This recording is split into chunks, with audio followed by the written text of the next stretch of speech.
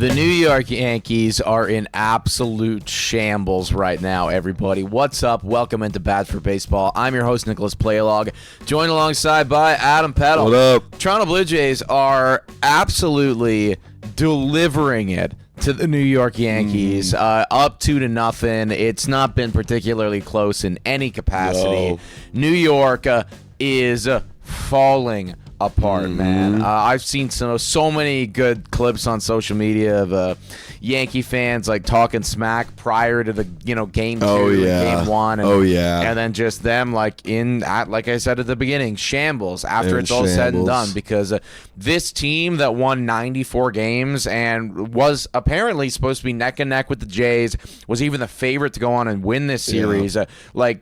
If I'm being completely honest with you, it looks like a fucking AAA squad. I know. It looks like a team that's not a good baseball team. You even had the Blue Jays broadcast play-by-play guy, Buck Martinez, come out and say that the Yankees are not a very good team. And I've been seeing Yankee fans take that, own that quote. And you know what? If you got the better of the Blue Jays in this series, then hell yeah, you know what? We look stupid, you look awesome. But no, that quote really stands true right now, because the way they've been playing has not been good. Versus the Blue Jays look like it literally looks like Dodgers Yankees last year in the World Series. Like how different, probably even more drastic. I'd say even more. Man. This doesn't look competitive to me in any capacity, right? The Toronto Blue Jays in Game 1, they spanked them 10-1. This was not close, right? No. I mean, I guess it was kind of close for the first few innings, and then Blue Jays just said, "Hell no, we're going to run away with this thing," and took care of business the second that some of their bad bullpen guys came in, and that was always something that the Yankees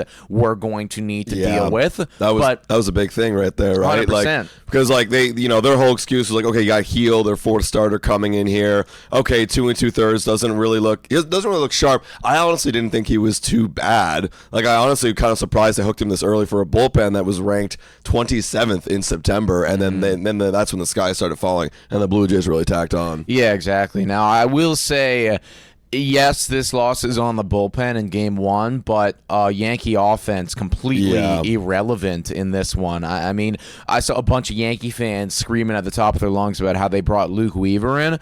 Well, Luke Weaver came into the ball game when the Toronto Blue Jays were still had 2 runs on the board at that point, and you never even got the 2 runs. So it actually didn't even matter, right? You can't win a ball game with 1 fucking run exactly. scored. You know what I mean? I could understand if your offense came to life, but it never did. Now in Game 2, their offense did come to life a little bit, but this was all garbage time. I was actually thinking, I was thinking back, you guys know, or some of you know, I'm a big football guy, so is Adam, and I was thinking back to a couple years ago. The Green Bay Packers, my favorite football team, in the playoffs, spanked the ever-living crap out of the Dallas Cowboys. But the final score, it was something like 48-34. Yeah. But it was never that close. No, and neither was this game either. It was garbage time, and the Blue Jays, they rolled out the back end of their bullpen. And now it was a little, because we were watching the game live, a little bit freaky, because you had Brule give up 2 earned runs. Fisher came in and cleaned up the inning. Then Lauer was supposed to be the long man, actually supposed to pitch in Game 4 if necessary. He gave up 3 earned runs and only recorded 1 out. That's pretty freaky. Nance gave up 2 earned runs, and then the Yankees started to get some confidence, but it didn't inevitably matter, because you had this guy Trey Savage, who apparently some people are calling a bum on the Yankees side of things. This bum just struck you out 11 times. You didn't get a single hit off him into the 6th inning. That guy's a rookie, 22 years old. That's his 4th major league start ever, and he just dominated the New York Yankees. So I guess it shows 2 things: how good Trey Savage is with that gross arm angle, but also how incapable the Yankees hitters are right now to get any hits off anybody. Well, and you know what I think is kind of crazy? So one of my guilty pleasures is watching this guy, Nick Turturro. I imagine that there's probably a couple people watching this podcast that are familiar with what he does. He goes online, rants about the Yankees. When they're good, it's a great rant. When they're bad, it's a bad rant. Now, yesterday, mid-game, he was losing his shit about how they put in Warren after Max Fried. Right. But for me, when I look, because he was saying it's okay, well, you might have been able to maybe keep this game close. Max Fried gave up 7 runs in 3 innings. Yeah, Max Fried was the problem. Yeah, today, ladies and gentlemen. And Warren, whilst he was not good, actually did better than Max Fried did when he was out there. And again, very bad. 6 earned runs came around. Yeah. But for me, like if I was to point the finger at anyone right there, my ace, the guy that's supposed to come out and give us the best possible chance to win, that game was over by the time he left. Yeah. So yes, Warren. I mean, like, could Aaron Boone have like brought in the top end of their bullpen? I mean, maybe, but that'd be a waste. That'd be exactly. Like that just would have been absolutely insane. So like if I'm gonna get angry at anyone for yesterday's performance, it's the fact that this guy who's getting paid hundreds of millions of dollars got out-dueled by a dude who started in single A, Trey Bumya Savage, in game 2 of the ALDS. Yeah, and also I saw a little mismatch here online. Someone broke it down. Max Fried is more of a contact pitcher, and what are the Blue Jays best at? Making contact. So like the Blue Jays were putting the ball in play yesterday against Max Fried. When you take a look, like how many hits did they get off of him? They got 8 hits off him. It was 3 innings. In 3 innings, it was just constant. And on the Blue Jays side of things, Ernie Clement down in the where was it? He was in the 7th spot originally, or excuse me, 6th spot. Hits a 2-run blast, gets the Blue Jays going, and then you had Vladimir Guerrero Jr. absolutely with a clutch moment, get it done, grand slam. He has 2 homers in 2 games, and we've been talking because we're Blue Jay fans, how Vladimir Guerrero Jr. needs to have that moment. He was struggling mightily going into the bye. And now you're seeing a little bit of rest, a little bit of time off, and against his favorite team to play against, statistically speaking and emotionally speaking, he's here doing the dominant thing for the Blue Jays, carrying this team right now. Yeah, there's still more work to be done, but even if Vladdy happened to go 0 for the rest of this series, I think you'd still look at it and go, okay, those numbers are pretty good. Yeah, like look at that. Toronto's offense as a whole, though, has been absolutely insane. You got multiple individuals over there with over a 1 OPS. Keeping in mind, they've only played 2 playoff games, so all these numbers are inflated. You hit 1 home run, and your OPS is going to look really good. But point of the matter is that this feels so one-sided right now, and we're going to talk about this more from a Blue Jays standpoint on our Blue Jays Today show, our other channel later. But right now, because we have the opportunity to, I brought this up on the live stream yesterday, and I figured that this would be a good place to kind of talk about this further. New York Yankee fans for a long period of time have been saying that Aaron Boone is not the guy, that they need to make a change up there at the top, that like they're never going to go and they're never going to win a World Series with that guy.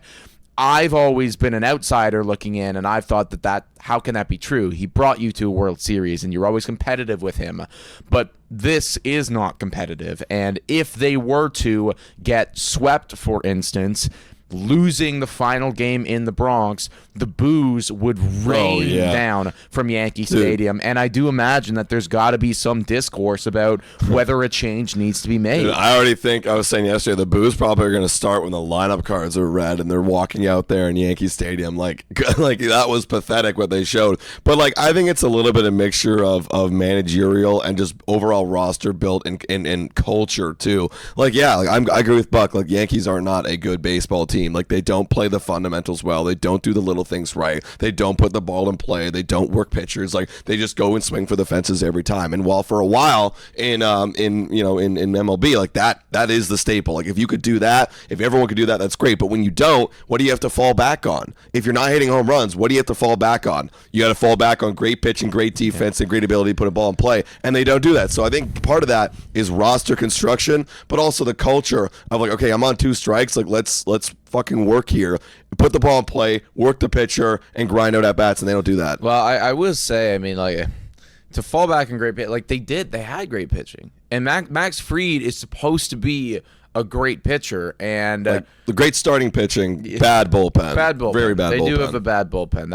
That's undeniable at this point. But I mean, I just look at this squad and how much money is going into this team, and I don't know if getting rid of Aaron Boone is the right move or going to change everything. But I do think that if you're a New York Yankees fan, like, who knows, right? Maybe they're going to come back in the series. They come back in this series. They win against the Toronto Blue Jays. Like, all right, all these conversations completely moot, and you guys can clip this and make us look really stupid. And I don't want that to happen, but you know what? It could, right? There's still a possibility. But if they do lose this series, like, I think a strong argument can be made that you're taking one of the greatest hitters of our generation, probably like the greatest hitter since maybe Barry Bonds, right? Probably, and you're wasting his prime. Like his prime is being spent not winning championships, and when it's all said and done, and I know that baseball is like there's a lot of people on that roster, right? But Aaron Judge is a special player, and when it's all said and done, I think the Yankee fans, even baseball fans included, even myself, I kind of want to be able to look back at Aaron Judge's Baseball Reference and see that there is a ring in that resume. He's getting older, folks, and I would say that the clock is ticking here on how much longer that window of Aaron Judge is going to be open for with him having a 1.1 OPS. Yeah, and it's just tough because you look at the roster, you look at the lineup, and you think this should be a lot better, but for whatever effing reason, it's not. So like when in the offseason, do you switch things up? Do you try something different? If they end up getting swept by the Blue Jays, I think you got to make some massive changes, and it might not be changes that are like great for the stats because you got a lot of great players on that team that have great stats. But like, can you win a team with Aaron Judge and Cody Bellinger and all these aging people like Goldschmidt and Stanton? Like, even though they're great, can we change up the culture and get some players who can play some fundamental baseball and have more than just one tool? I don't know, man. I don't get paid the big bucks, so that's for the big guys over at the Yankees to figure out. But if you guys have any ideas as to what is going wrong with the New York Yankees, how they can fix this, and let us know your thoughts too. Are they going to get embarrassed in the Bronx? I mean, it's different when you're at home, right? So maybe that home field advantage really plays a factor. And the fact that Blue Jays are apparently cheating at home, yes. Apparently, Blue Jays are cheating at home. But, I mean, right now, it really doesn't look like a series at all. It just looks like a complete another dog walking. But, folks, hit that like button, smash that subscribe button. If you have the hype button, please hit the hype button too. Really helps the channel grow. We appreciate every single one of you, and we will catch you next time. Cheers.